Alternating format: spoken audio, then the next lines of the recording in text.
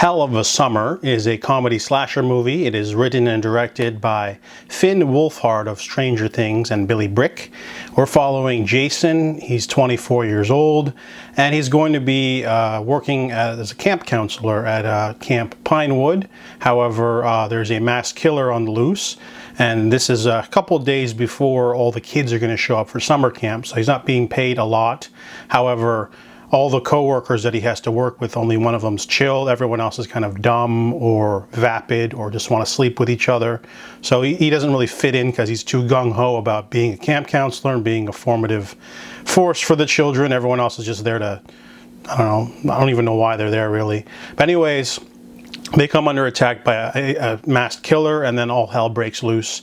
And this movie is pretty interesting. I wanted to watch it in theaters, but it never played in Canada.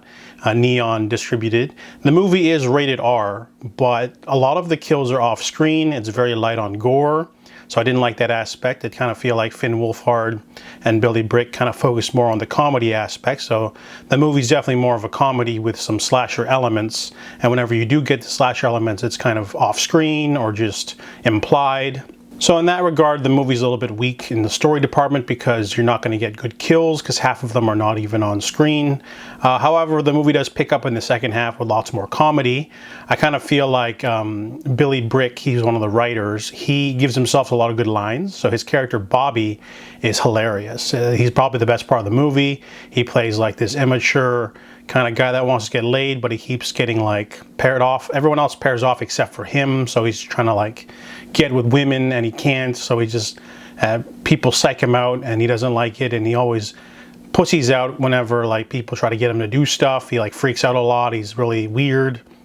He's definitely the best part of the movie. When we get to who the killer is, it's kind of like and you know the kills aren't really interesting, but overall it's a solid attempt. It's not like an awful film. I just feel like it could have been a little bit more scary, a little bit more gory.